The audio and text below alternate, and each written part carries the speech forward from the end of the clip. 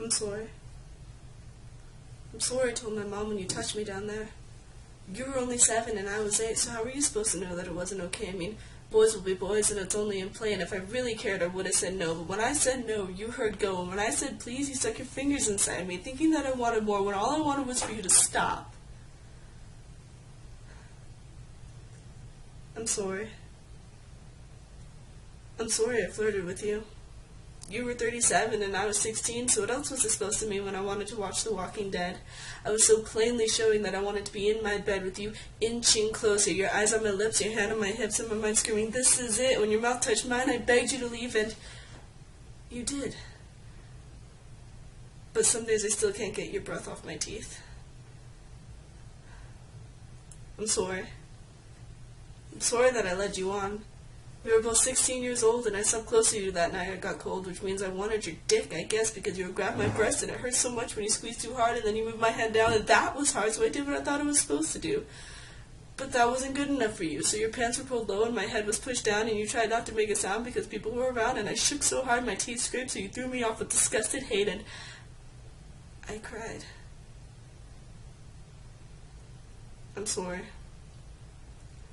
I'm sorry I didn't tell you about that night. I was 17 and in another state, walking home alone and thinking I was safe, and wearing a dress.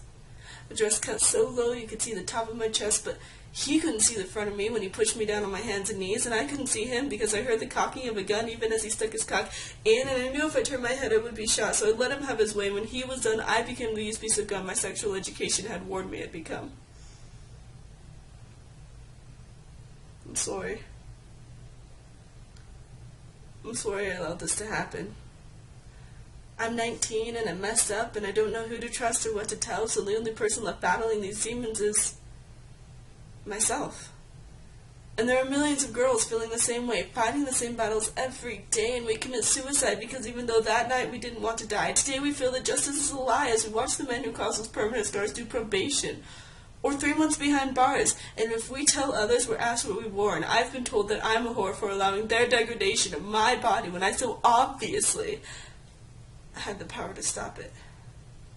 So it's my fault their faces haunt my dreams, and it's my fault I need to practice how I scream, because if I don't scream right, then I just want attention, and if I become pregnant, then there was no real rejection, and if I trade jeans for a skirt, then I can't blame him for wanting to admire the work and violating me.